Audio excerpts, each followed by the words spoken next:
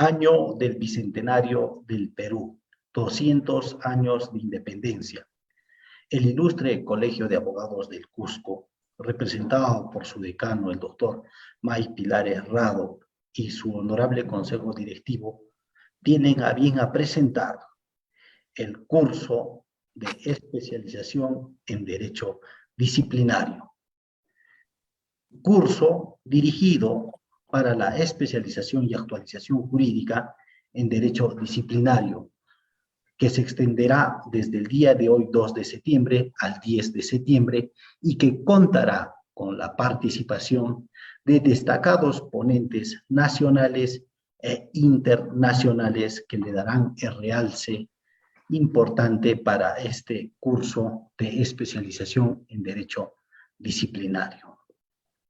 En esta ocasión tenemos el honor de contar con la presencia virtual del doctor Alberto Gándara Ruiz Esparza, magistrado del Tribunal de Justicia Administrativa del Estado de México, expositor nacional e internacional en temas de derecho disciplinario. Es autor, coautor de diferentes obras en relación al derecho disciplinario.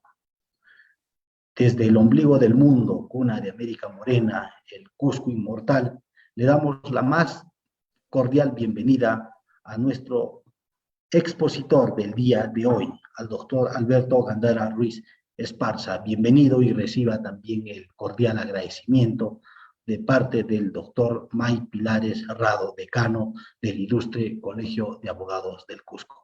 Bienvenido, doctor Alberto Gándara Ruiz Esparza. Muchas gracias primero por la invitación del ilustre Colegio de Abogados del Cusco, Perú, para poder participar con ustedes en esta jornada académica de más de una semana, en la que veo que han invitado a muchos especialistas en derecho disciplinario de toda Latinoamérica.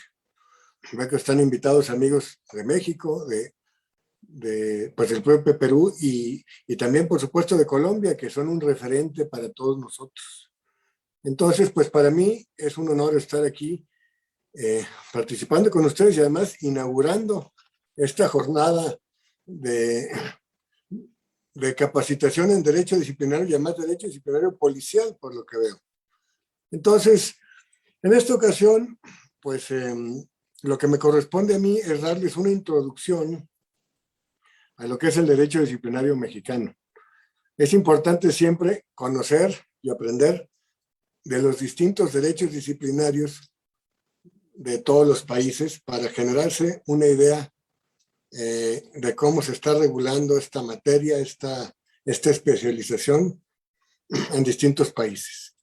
Entonces creo que todos los alumnos que están inscritos a este curso pues van a tener una perspectiva internacional, van a poder entender y aprender el derecho disciplinario desde distintas ópticas desde distintos enfoques y, por supuesto, desde distintos ámbitos internacionales. Entonces, para empezar a platicar con ustedes lo que es el derecho disciplinario mexicano, quiero, pues básicamente, empezar platicándoles de dónde surge o cómo surge esta materia especializada en México. Y bueno, pues les platico que esta regulación fue dándose de manera periódica durante muchísimo tiempo hasta que se aterriza ya como una disciplina específica, especial, especializada en 1982. Fíjense ustedes, quiere decir que es una materia relativamente joven para efectos de México. Nosotros conocemos el derecho disciplinario como tal a partir de 1982, con una reforma constitucional que hubo en nuestro país el 28 de diciembre de 1982, es que ya se crea de manera contundente una rama especializada del derecho que atiende la disciplina de los servidores públicos desde un punto de vista estrictamente disciplinario, administrativo, para efectos de México. Ello porque antes de esto sí se había regulado la conducta de los servidores públicos desde la Constitución de Cádiz de 1812, que también ustedes en Perú conocen porque pues tuvo regulación en toda Latinoamérica en las conquistas, y desde entonces se fue modificando en nuestra primera Constitución de México independiente de 1824, luego en la Constitución de 1857 y en la Constitución que nos rige hasta ahora, que es la Constitución de 1917, que es del siglo pasado ya, pero es la Constitución que nos sigue rigiendo en México desde ese entonces, pero que ha tenido más de 750 reformas desde entonces. Es decir, no es la misma Constitución de 1917 que la que conocemos ahora los mexicanos, después de una serie de reformas importantísimas para darle actualidad. Entonces, esta reforma constitucional de 1982 es la que constituye como tal el derecho disciplinario en México. ¿Y por qué la constituye así? Porque crea por primera vez las faltas administrativas de servidores públicos.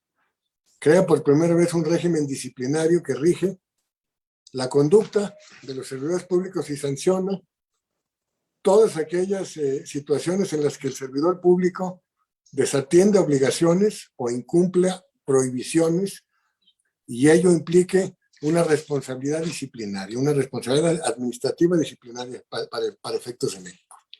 Y entonces, en México por primera vez se crea este sistema y se establece un catálogo de sanciones para el caso del incumplimiento de determinadas fracciones que eran tipos abiertos en aquel entonces, y se establece un catálogo de sanciones y una forma de individualizar la sanción de conformidad a la participación de cada servidor público. Entonces, entre otras cosas que se innovaron con esta reforma constitucional, también está el que se incorporó la obligación de los servidores públicos en aquel entonces de mandos medios y superiores para presentar declaraciones de situación patrimonial. Es decir, desde 1983, porque esta reforma fue de finales del 82, los servidores públicos de mandos medios y superiores están obligados a presentar una declaración al inicio de su cargo, en los meses de mayo de cada año y al concluir su cargo. Y a partir de la reforma constitucional de 2015, no solo los servidores públicos de mandos medios, también servidores públicos de toda índole y de todos los niveles. Así se incorporó en una reforma constitucional de 2015 que crea el Sistema Nacional Anticorrupción, y ahí todos los servidores públicos estamos obligados a presentar esta declaración patrimonial. Y bueno, este régimen de 1982, después de 20 años, tuvo un pequeño cambio en el 2002 para transitar hacia, según los que impulsaron este nuevo modelo del 2002, una modernidad. Lo cierto es que este modelo de 2002 fue nada más una modificación pequeña al régimen del 2002. Entonces, 20 años después se modifica, tiene algunos cambios, según los impulsores, les digo, muy modernos, muy interesantes, pero la realidad es que fueron pequeños cambios que continuaron con un modelo que ya estaba preestablecido. Y así continuó este modelo hasta que en 2006 hubo un intento de reformarlo y hubo una reforma constitucional en 2006 para incorporar la facultad de los tribunales contenciosos administrativos para sancionar faltas de servidores públicos. Fíjense ustedes, 2006, diciembre de 2006. Pero lo que sucedió con esta reforma constitucional es que quedó como letra muerta. Queda como letra muerta porque a pesar de que se reformó la Constitución, nunca se publicaron las leyes reglamentarias para poder llevarla a cabo, para poder materializarla. Y entonces continuó el régimen del 2002 a pesar de la reforma de 2006, y no fue sino hasta 2015 que el 27 de mayo de 2015 aquí en México se reforma nuevamente la Constitución para crear el Sistema Nacional Anticorrupción. Y bueno, este Sistema Nacional Anticorrupción mexicano, muchos lo confunden con el derecho disciplinario. Y resulta que no, pues no es equivalente Sistema Nacional Anticorrupción con derecho disciplinario mexicano. ¿Por qué? Porque el Sistema Nacional Anticorrupción implica una serie de circunstancias de coordinación entre distintas áreas, entre distintas instancias, entre distintas autoridades, que implican que no solo se aplique el derecho disciplinario, también se aplique el derecho penal.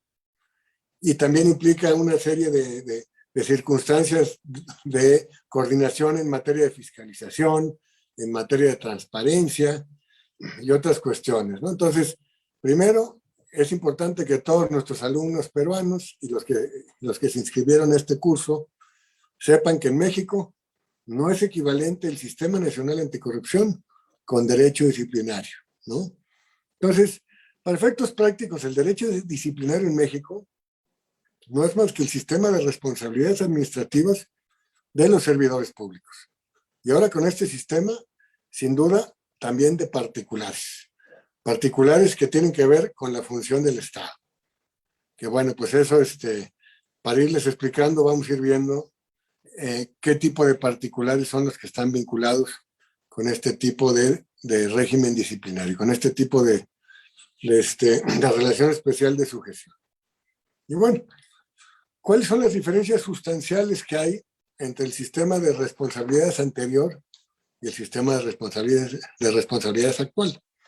Quiero decirles que en México, pues somos un sistema federalista. Somos un sistema compuesto ahora por 32 estados y una federación. Entonces, en México, pues tenemos leyes federales y también tenemos leyes estatales. Y los estados tienen cierta autonomía, cierta soberanía para poder legislar sus propias normas, siempre y cuando no rebasen el marco constitucional general. Entonces, ante esa circunstancia, imagínense ustedes la cantidad de normas, la cantidad de leyes que tenemos y que rigen todo tipo de circunstancias, no solamente públicas, sino también privadas, ¿no? Cada estado tiene la libertad de legislar. Insisto, sin rebasar el tope constitucional. Pero ¿qué pasa? ¿Qué pasa con nuestro régimen de derecho disciplinario? Que ahí sí tenemos un cambio sustancial entre el sistema anterior y el sistema actual. El sistema anterior era un sistema basado en el régimen federal. Y entonces había una ley federal de responsabilidades administrativas de servidores públicos y había 32 leyes estatales de responsabilidades de los servidores públicos. Y eso prevaleció desde 1982 y hasta este nuevo sistema anticorrupción que se concibe, como ya les dije, en 2015, pero se materializa hasta mediados de 2017. Y entonces este nuevo régimen tiene un cambio sustancial con el régimen anterior. ¿Y por qué? Porque se concibe a través de leyes generales, que son muy distintas que las leyes federales. Las leyes federales solamente tienen aplicación en el ámbito federal. Las leyes generales impactan en todo el territorio nacional y en todos los ámbitos. ¿Eso qué quiere decir? Que si se expide una ley general, los estados de la República están acotados para legislar en sus jurisdicciones estatales con la limitante de no rebasar el marco general. Entonces, esto de alguna manera tiene un propósito.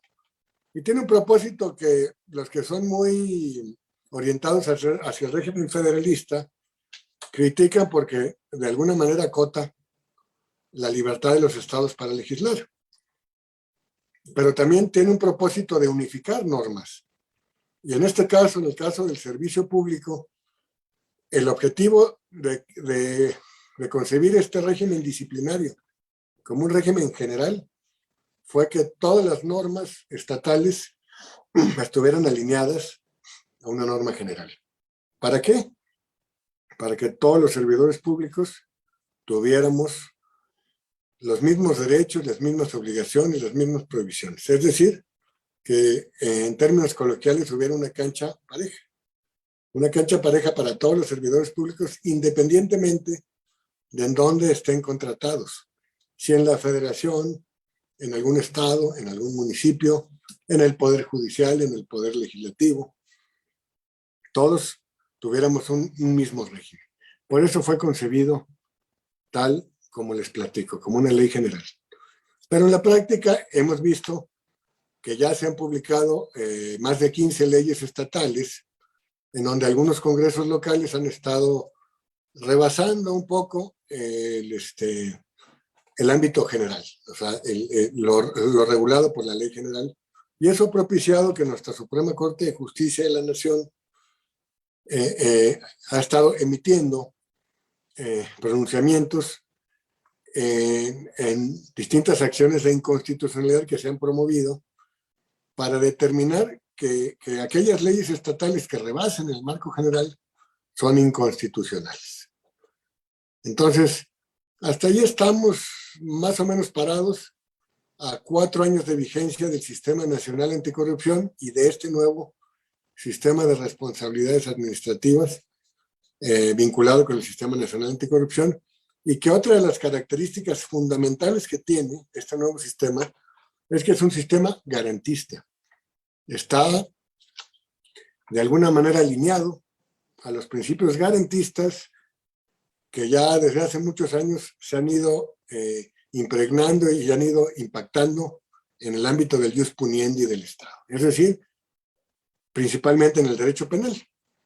Entonces, todos estos principios que han estado permeando en el derecho penal, en el ámbito mundial, no nada más en México, se han trasladado de alguna manera al derecho disciplinario en el ámbito de la protección de los derechos humanos. Es decir, transitamos de un sistema inquisitivo, de un sistema en donde había una presunción de culpabilidad de los servidores públicos y en donde se nos decía que prácticamente había una circunstancia en contra de todos los servidores públicos que no comparecieran a una audiencia cuando eran citados, de tenerles por ciertos los hechos que se les imputaban, a un régimen en donde hay un absoluto, o tiene que haber un respeto absoluto al principio de presunción de inocencia. ¿Por qué? Porque igual que en muchos países de Latinoamérica, pues hay reformas constitucionales importantísimas que han sido la tendencia por el proteccionismo y el garantismo que hay a nivel internacional, convencional, para proteger los derechos humanos. Y entonces en México, en el 2011, hubo una reforma muy importante para precisamente trasladar todos estos conceptos garantistas a la Constitución. Y entonces, esta importantísima reforma constitucional de 2011 impacta, sin duda, en todos los procedimientos en los que el Estado acusa, en los que el Estado imputa. Y en ese sentido, pues todas estas garantías convencionales que luego se volvieron constitucionales, se trasladan también en el ámbito disciplinario en protección de los derechos humanos. Y proteger los derechos humanos de un probable infractor no quiere decir que se propicie impunidad o que haya interés en que no haya combate a la corrupción. No, el combate a la corrupción debe ser efectivo en todos los países, pero siempre protegiendo derechos humanos, siempre buscando que sea el Estado quien tenga la carga de la prueba, que sea quien deba acreditar que el servidor público infractor incumplió con alguna de sus funciones y entonces, más allá de una duda razonable, se le imponga una sanción porque verdaderamente cambió el estatus de presunto inocente por una culpabilidad. Es decir, de antemano eres inocente porque así te lo garantiza la Constitución y los tratados internacionales, pero si te imputo como Estado y te logro acreditar de manera suficiente que incumpliste con alguna de tus funciones como servidor público o que violentaste alguna de las prohibiciones que tienes como servidor público, entonces sí hay materia para sancionarte. Entonces, si quieren, para no echarles mucho rollo, como decimos aquí en México, podemos de alguna manera comentar algunos temas que tienen que ver con el régimen de policías, que es lo que ustedes han estado de alguna manera viendo desde el punto de vista de lo que estamos aquí propiciando en coordinación con el propio colegio, Ilustre Colegio de Abogados del Cusco. Y miren ustedes, en México tenemos un régimen especial de policías. Y es un régimen especial que desde mi punto de vista y desde el punto de vista de muchos abogados aquí en nuestro país, es un régimen violatorio a los derechos humanos, precisamente. Porque hay un artículo constitucional que de entrada prohíbe o limita a todos aquellos que ejerzan funciones policiales o de ministerios públicos a que sean sujetos a una reinstalación en su cargo. Es decir, aunque ellos acrediten que su despido fue injusto, que su despido fue ilegal, ya no pueden aspirar a ser reincorporados en el servicio. A lo más que pueden aspirar por esta restricción constitucional es a que se les paguen los salarios que aquí se le dicen haberes caídos y hasta con un tope de 1 año en caso de que se determine que este despido, que esta destitución fue injusta o fue ilegal. Entonces creo que el régimen de policías tiene mucho que estudiarse, tiene muchas áreas de oportunidad en México para fortalecerse y para transitar hacia un régimen más orientado hacia la protección de los derechos humanos. Porque finalmente, si bien el régimen de policías es un régimen especial de sujeción también, lo cierto es que a los que ejercen este tipo de funciones se les está limitando muchísimo sus garantías individuales o lo que ahora se le dice protección de los derechos humanos. Entonces, no sé cómo estén allá en Perú, pero acá los policías están sujetos a 2 sistemas disciplinarios distintos. Están sujetos al sistema disciplinario de la Ley General de Responsabilidades Administrativas, como todos los servidores públicos, pero también están sujetos a un régimen de disciplina interna. Y este régimen de disciplina interna, les platico que, dado en nuestro sistema federal, pues hay una ley para los policías que sirven en el ámbito federal y hay una ley que, para los policías que rigen en cada estado. Entonces, a pesar de que tienen reglas similares, pues en cada estado tienen sus propias normas, tienen una ley de seguridad pública que a veces es distinta que la ley de seguridad pública del estado vecino. Pero lo cierto es que, de acuerdo a los estudios que han habido últimamente, diagnósticos en donde se han analizado estas leyes de seguridad pública, lo que han determinado estos estudios es que este régimen disciplinario interno de policías sigue siendo un régimen inquisitivo, sigue siendo un régimen en donde lo que se privilegia es la presunción de culpabilidad, donde no le dan a los policías las garantías que se les deben dar, donde se confunden muchas veces medidas cautelares con sanciones definitivas, donde los procedimientos de investigación para que se acuse a los policías son genéricos, no son específicos. Entonces eso pues resta certeza jurídica, ¿no? Entonces creo que de alguna manera los policías siguen teniendo una desventaja, siguen teniendo un régimen disciplinario interno severo, además del régimen disciplinario general de los servidores públicos. Y bueno, por lo menos lo que sí les puedo decir es que ya empezó a haber criterios de la Suprema Corte de Justicia de la Nación para acotar este ius puniendi del Estado duplicado que tienen los policías, el régimen interno y el régimen general, para señalar que si ya fueron sancionados por uno de los dos sistemas, ya no podrán ser sancionados por el otro, porque entonces sí se estaría violentando el non bis in idem y se estaría ejerciendo un ius puniendi del Estado desproporcional.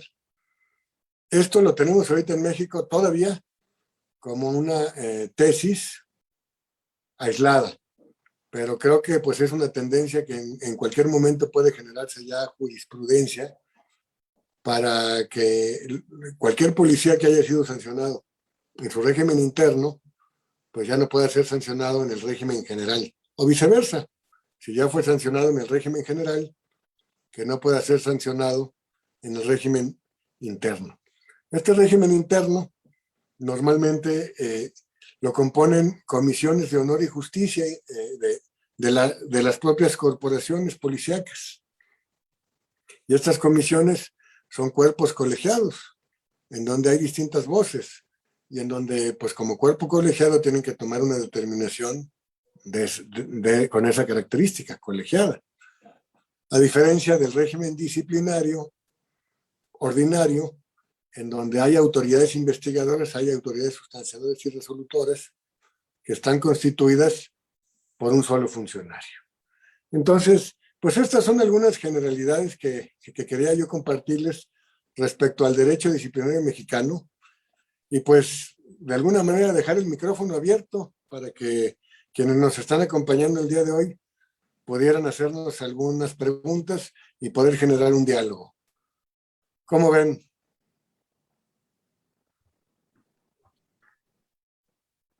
Bueno, agradecido también por su brillante exposición, doctor Alberto Gándara Ruiz Esparza, magistrado del Tribunal de Justicia Administrativa del Estado de México. Efectivamente, los participantes también le envían muchos saludos y también dentro de sus interrogantes indican de que cómo va funcionando el sistema del derecho disciplinario a nivel del Estado de México, cuáles son las repercusiones y los logros que ha obtenido hasta el día de hoy. Excelente. Bueno, pues es una muy buena pregunta y muy particularizada hacia el Estado de México. El Estado de México es una de las 32 entidades federativas de nuestro país. Entonces, lo que nosotros en el Estado de México podemos estar logrando en el sistema de responsabilidades pudiera no ser lo mismo que en otros estados de la República, que en otras entidades. Entonces, yo les diría que en el caso del Estado de México, sin temor a equivocarnos, es de los estados con más avances en el sistema de responsabilidades de los servidores públicos nuevo.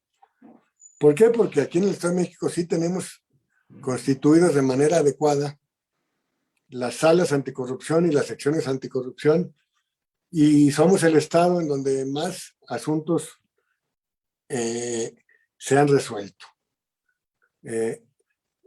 Sin duda, pues hay otros estados que no han podido constituir sus salas de responsabilidades, sus secciones de responsabilidades, y que tampoco han logrado aterrizar asuntos de responsabilidades del nuevo sistema.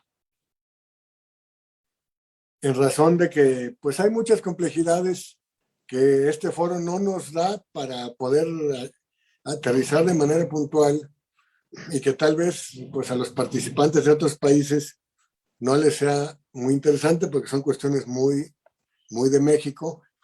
Pero lo que sí te puedo decir es que este Sistema Nacional Anticorrupción es un sistema que está muy bien concebido en cuanto a diseño normativo, el sistema. Lo que nos ha faltado en México, a lo mejor a veces es voluntad política para aterrizar los temas, es que los actores que están involucrados en el sistema anticorrupción actúen de manera eficiente, eficaz, que se capaciten. Y entonces no se ha podido lograr en todo el país, no necesariamente porque el andamiaje jurídico sea un tanto deficiente, sino porque falta mucha capacitación, falta muchísima voluntad para llevar a cabo todas estas acciones. Ahora, no podemos negar también que la ley de responsabilidades que nos rige actualmente también tiene muchas deficiencias normativas que es importante reformar para poder fortalecer ese mecanismo jurídico o esa legislación que rige los procedimientos, esa legislación que rige las faltas graves, las faltas no graves, y bueno, con ello también propiciar más contundencia en las acciones disciplinarias y más oportunidad para que se puedan sancionar no solo faltas disciplinarias, también actos de corrupción que, como en todos los países, no solo en México, pues es una situación muy compleja, es una situación que ha prevalecido en Perú, en Colombia, en México, en Brasil, en muchos lugares, y bueno, en todo el mundo en general, ¿no? Pero lo que se requiere no es generar más normas, sino las normas que ya tenemos, buscar el perfeccionarles algunas deficiencias que tienen, algunas áreas de oportunidad que tienen, para poder aterrizar de manera contundente la sanción disciplinaria, ¿no? Eso en el ámbito disciplinario. En el ámbito del combate a la corrupción, pues también nos hacen falta acciones preventivas, ¿no? Pero eso pues ya es materia de otro foro.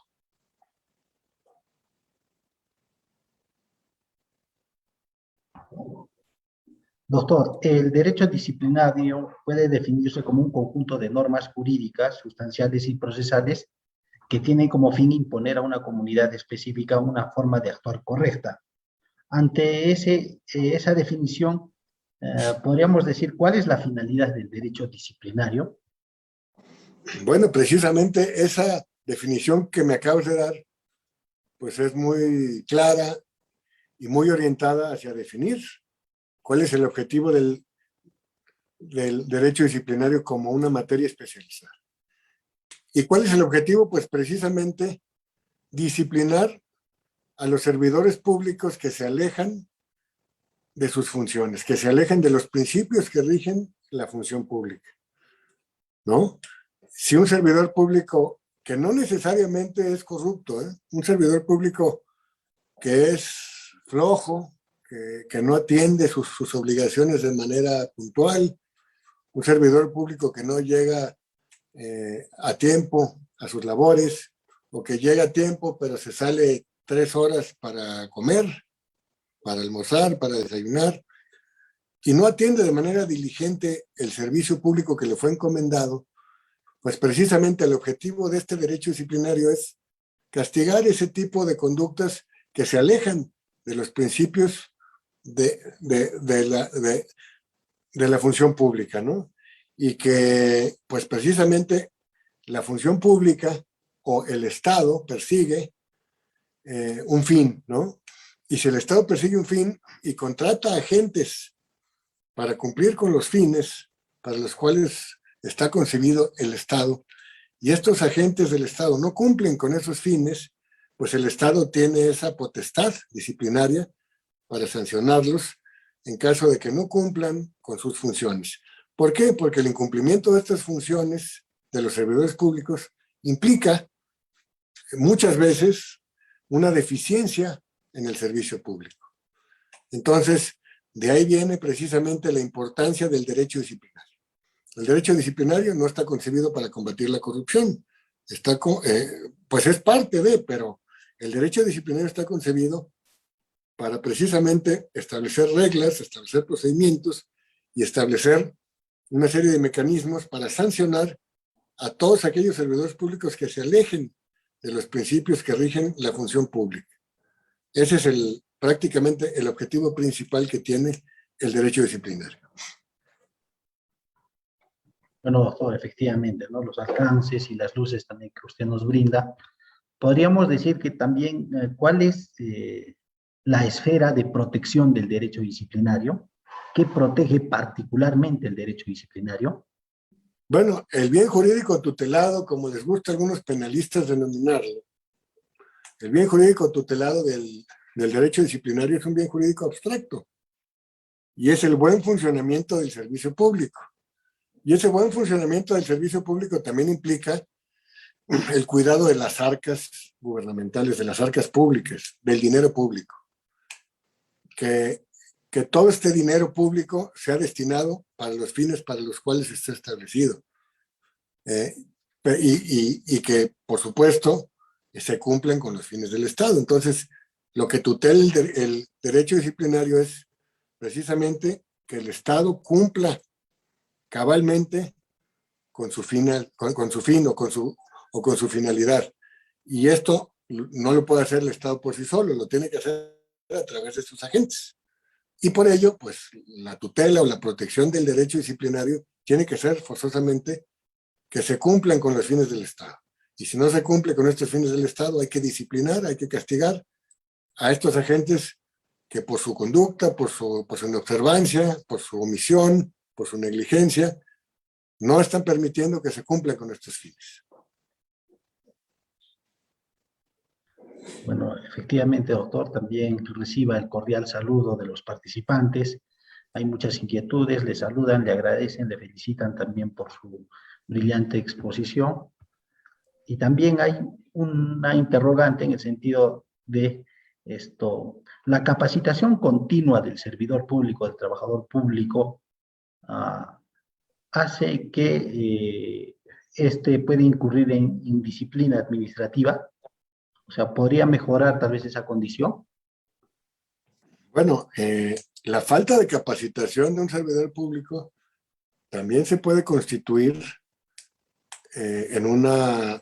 puede ser una indisciplina, puede ser una falta administrativa menor, pero también una falta de capacitación puede constituirse en algunos casos como un acto de corrupción, ¿eh?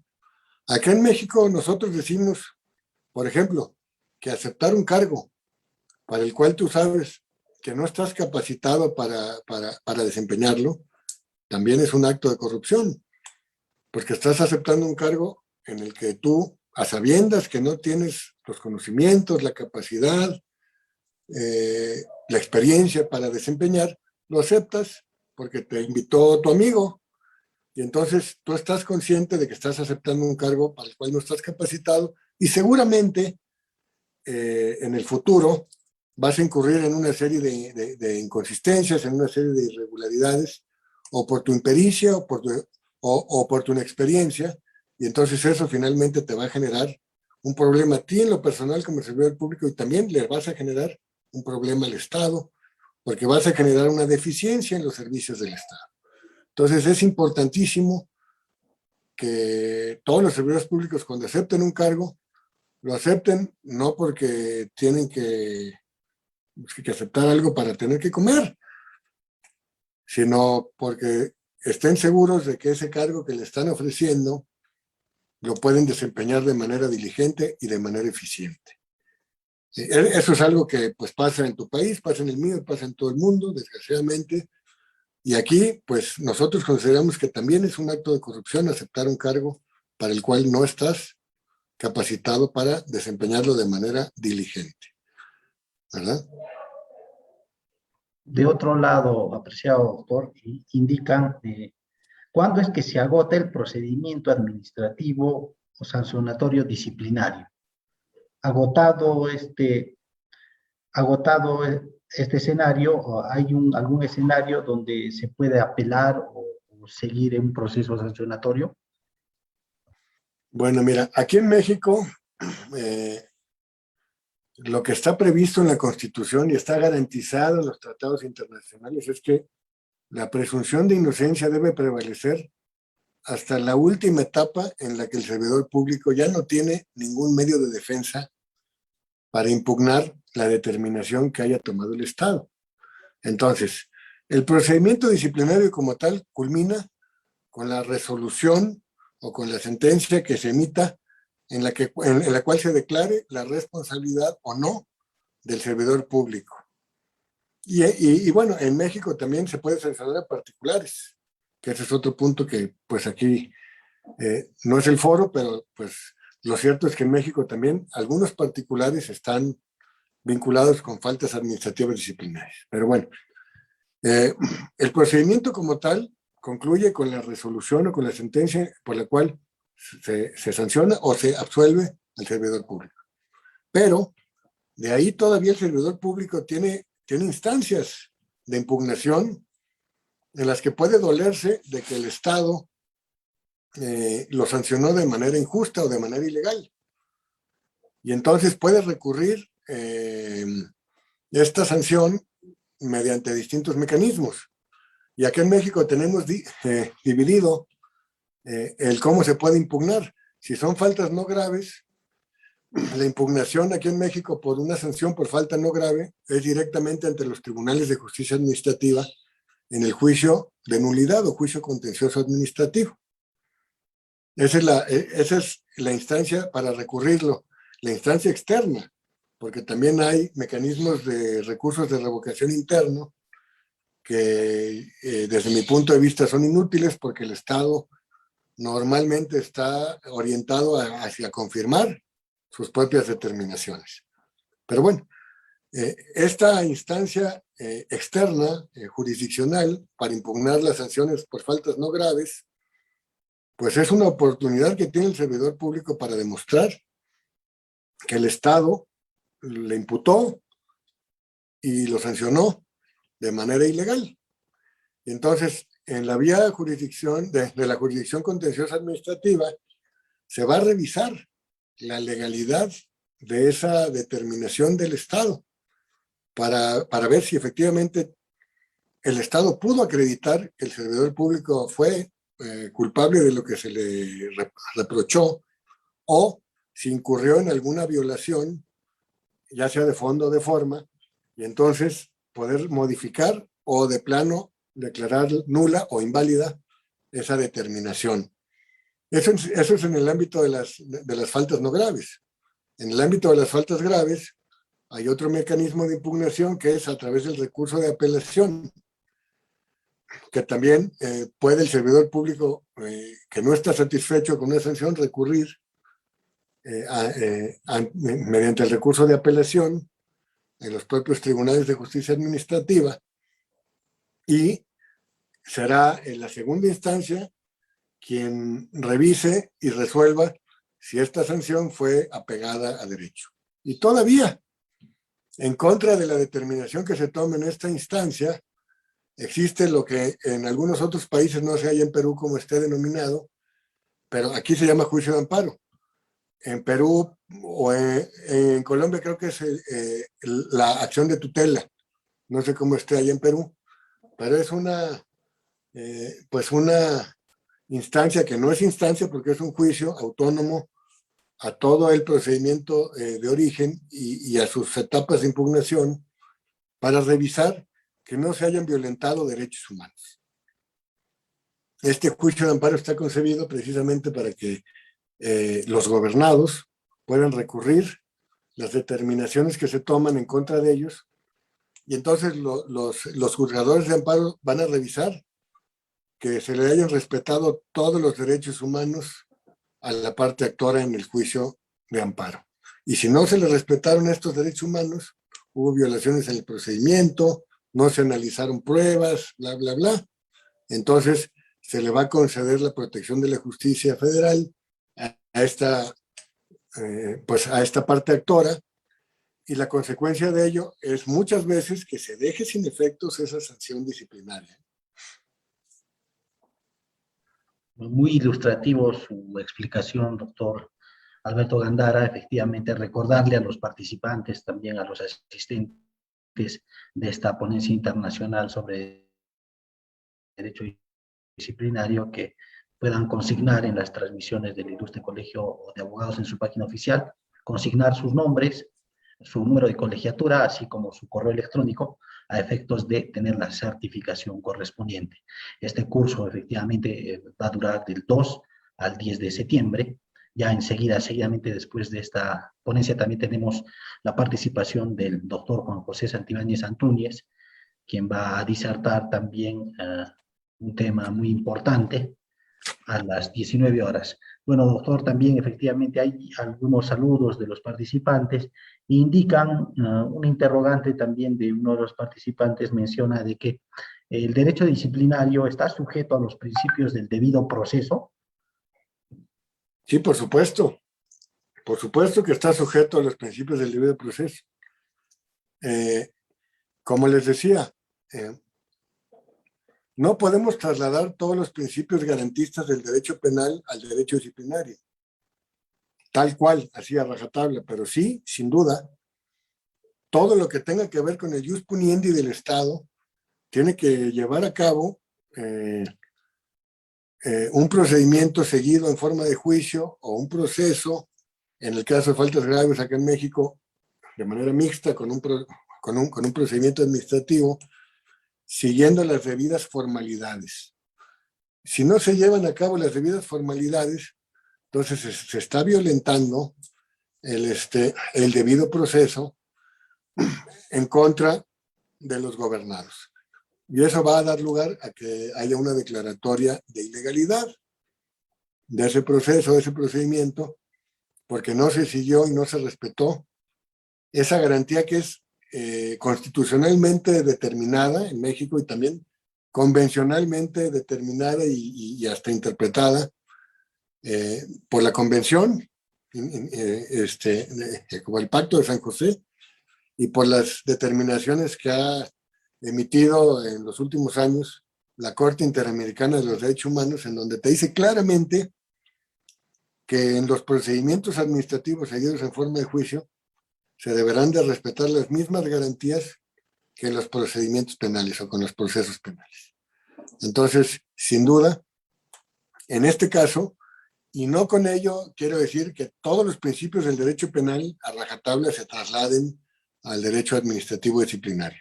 Hay matices en algunos casos, pero el debido proceso es uno de los principios que sin duda está trasladado casi igual del derecho penal al derecho disciplinario, con algunos matices en algunos puntos específicos, pero pues hay que respetarlo sin duda, porque si no se respeta, al violentarse derechos humanos, seguramente hay, cuando se impugne esa sanción, habrá una declaratoria de invalidez o de nulidad.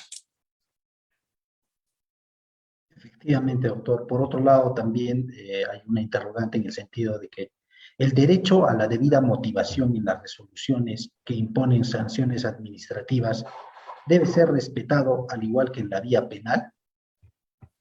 Por supuesto. Cualquier resolución que venga muy bien fundada, pero que carezca de motivación, y esto no es nada más en nuestra materia, es en cualquier otra materia, cualquier determinación jurisdiccional que no traiga la debida motivación, pues es una determinación jurisdiccional o administrativa, ¿eh? Es una determinación que va a ser cuestionada y que seguramente no se sostendrá por carecer precisamente de estas circunstancias de modo, tiempo y lugar, como lo dice nuestra doctrina de motivación. Si no estás determinando estas características, por más bien que fundes tu acto, si no está bien motivado, pues seguramente será cuestionado y determinado como ilegal.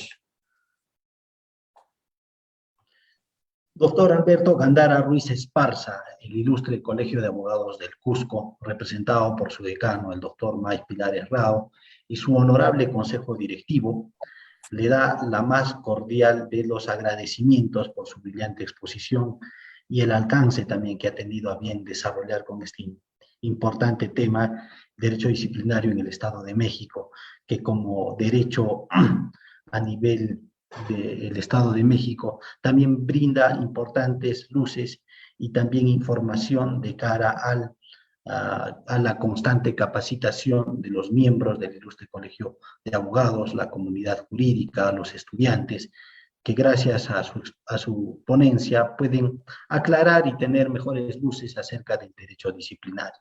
Recibo un cordial agradecimiento por parte del ilustre Colegio de Abogados del Cusco. Seguramente más adelante quizás podamos tenerlo aquí de forma física, desarrollando temas tan relevantes y actuales también para el mejoramiento y la constante capacitación de los miembros de nuestro ilustre orden del Colegio de Abogados del Cusco. Sus palabras finales, doctor Alberto Gándara Ruiz Esparza. No, pues muchísimas gracias por ese reconocimiento, muchísimas gracias por la invitación. Es un placer para mí poder compartir con todos los alumnos que se inscribieron en este curso especializado en Derecho Disciplinario. Y bueno, poder platicar con ustedes un poquito, una pincelada de lo que es el derecho disciplinario en México. Y con muchísimo gusto, el día que me inviten para acudir de manera presencial ahí con ustedes, estaré muy complacido pues de poder acudir ahí físicamente y que se puedan compartir ideas ya como lo hacíamos antes de esta pandemia, ¿no? Muchísimas gracias. Reitero mi agradecimiento, mi gratitud para el ilustre Colegio de Abogados del Cusco, Perú, y estamos siempre a sus órdenes aquí en México, sus amigos de México. Muchísimas gracias, doctor Alberto Gándara Ruiz Esparza, por su brillante exposición. Nuevamente, reiterarle el profundo agradecimiento del ilustre Colegio de Abogados del Cusco, representado por su decano, el doctor May Pilares Rao. Dentro de los lemas también que tiene la institución es atender el lado humano del abogado, es nuestra prioridad. Sin duda. A nivel de ello trabajamos y para brindar mejor capacitación, mejores cursos de actualización para los profesionales de la comunidad jurídica. Muy agradecido, doctor Alberto Gándara Ruiz, por su brillante exposición. Recordarles también a los participantes que efectivamente el evento corre del 2 de septiembre al 10 de septiembre. Dentro de poco, dentro de breves minutos, también tendremos la grata presencia del doctor Juan José Santibáñez Antúñez, quien también va a realizar una importante conferencia a nivel de Zoom y presencial en las instalaciones de nuestro ilustre Colegio de Abogados del Cusco. Desde ya también invitados al público en general, siempre cumpliendo con los protocolos de seguridad. Agradecido, doctor Alberto Gándara Ruiz, y hasta pronto. Reciba un cordial saludo y un abrazo virtual a la distancia hasta el Estado de México. Mucho éxito en toda tu jornada. Agradecidos y muy buenas noches. Gracias por su gentil Gracias. atención.